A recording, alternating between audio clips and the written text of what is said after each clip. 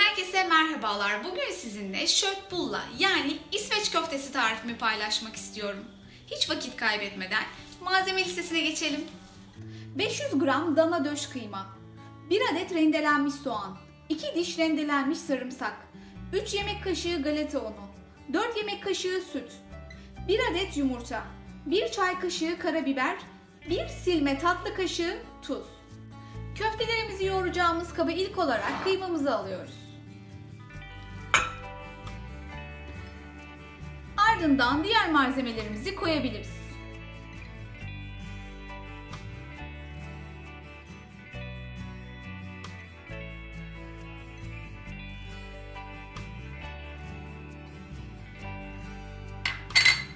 Şimdi bir güzel yoğuralım. Köftemizi bir güzel yoğurdum. Bir kaba da su aldım. Şimdi köftemizden bir ceviz büyüklüğünde parçalar alıp yuvarlıyorum.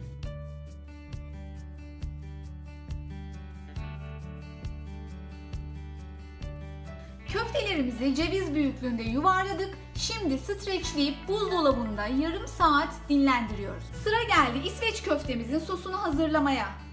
İsveç köftemizin sosu için kullandığım malzemelerim şunlar: 2 dolu yemek kaşığı tereyağı, 1,5 yemek kaşığı un, 300 milim et suyu. Et suyunuz yoksa yine 300 milim suyun içerisine 1 paket et bulyon eritip kullanabilirsiniz. 100 milim krema, 3 yemek kaşığı soya sosu. Soya sosu kullanmak istemeyenler tuz eklemeyi unutmasınlar. 1 tatlı kaşığı hardal. Buzdolabında dinlenmeye bıraktığım köftelerimi çıkarttım.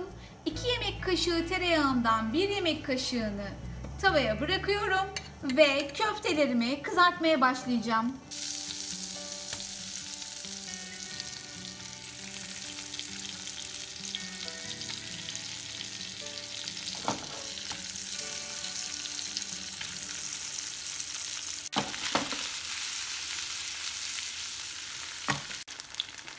Köftelerimizi çevire çevire bir güzel kızartıyoruz. İsterseniz köftelerinizi fırında da pişirebilirsiniz ama bana tavada tereyağı ile yapılan pişirme yöntemi daha lezzetli geldiği için ben bu şekilde yapıyorum.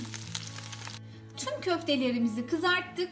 Şimdi geri kalan 1 yemek kaşığı tereyağını köftelerimizi kızarttığımız tavaya alıyoruz.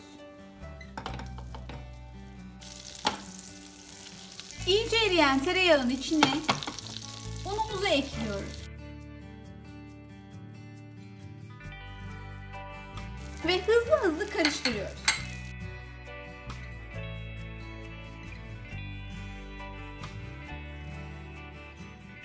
Kokusu çıkan unumuzun içine et suyumuzu yavaş yavaş ilave ediyoruz.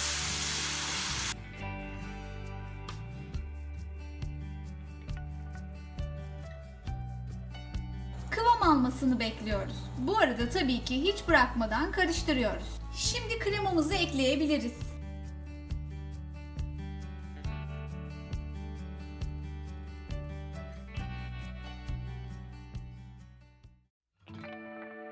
Kremamızı 1-2 taşım kaynattıktan sonra soya sosu ve hardalımızı ekleyebiliriz.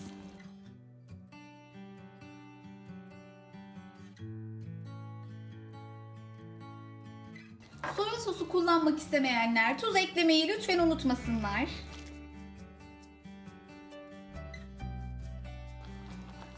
Sosumuz istediğimiz kıvama ulaştı. Artık altını kapatabilirim. Şimdi servis aşamasına geçiyoruz.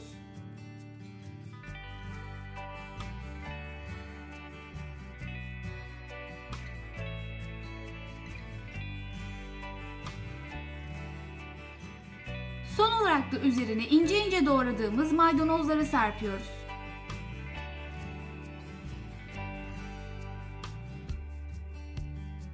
Ve İsveç köftesi tarifimiz hazır.